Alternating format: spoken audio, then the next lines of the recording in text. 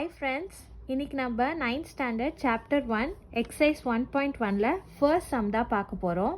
questionல என்ன கொடுத்திருக்காங்கன்னா which of the following are sets? So இங்க இருக்கிறதுல எதெல்லாம் செட்ஸ்ன்னு நம்ம கண்டுபிடிக்கணும். ஃபர்ஸ்ட் நம்மளுக்கு செட்ஸ்னா என்னன்னு தெரியணும். செட்னா நம்மளால கரெக்டாக கவுண்ட் பண்ணி சொல்ல முடியாதது தான் செட்ஸ்ன்னு சொல்லுவாங்க. ஃபார் எக்ஸாம்பிள், இப்போது நான் ஒரு ஸ்பூன் ஃபுல் ஆஃப் சுகர் கொடுத்தேன்னா அதை நம்ம கவுண்ட் பண்ண முடியுமா? முடியாது. அப்போது அது வந்து நாட் அ செட். கவுண்ட் பண்ண முடியறத வந்து செட்டுன்னு சொல்லுவாங்க. இஃப் இட் இஸ் அன்கவுண்டபிளாக இருந்துச்சுன்னா it's not a set. First question பார்க்கலாம். The collection of prime numbers up to 100 வரைக்கும் இருக்கிற ப்ரைம் நம்பர்ஸை நம்மளால் எழுத முடியுமா? ஆமாம், நம்மளால் எழுத முடியும். 1, 2, 3, 5 இதெல்லாம் ப்ரைம் நம்பர்ஸ் இல்லையா? 1 டேபிள் அண்ட் தென் சேம் டேபிளில் வரதெல்லாம் ப்ரைம் நம்பர்ஸ்.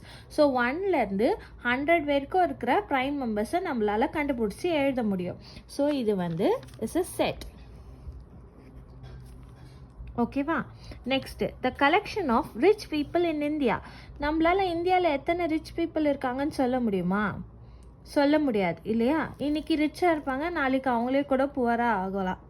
ஓகே, ஸோ இது வந்து not a set. Next, the collection of all rivers in India. நம்மளால் எத்தனை ரிவர்ஸ் இருக்குது இந்தியாவில்னு சொல்ல முடியும் இல்லையா? ஸோ இது வந்து செட்.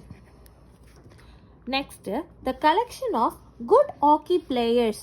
இங்கே என்ன கேட்டிருக்காங்கன்னா குட் ஹாக்கி பிளேயர்ஸ். ஒரு மேட்ச்சில் ஒருத்தவங்க நல்லா விளையாடலாம், இன்னொரு மேட்ச்சில் வேற ஒருத்தவங்க நல்லா விளையாடலாம். நம்மளால் எக்ஸாக்டாக சொல்ல முடியாது. So it is not a set. இந்த வீடியோ உங்களுக்கு புரிஞ்சிருக்கும்னு நினைக்கிறேன் ஃப்ரெண்ட்ஸ். அப்படி பிடிச்சிருந்துச்சுன்னா லைக், ஷேர் அண்ட் கமெண்ட் பண்ணுங்கள். Tata, bye bye.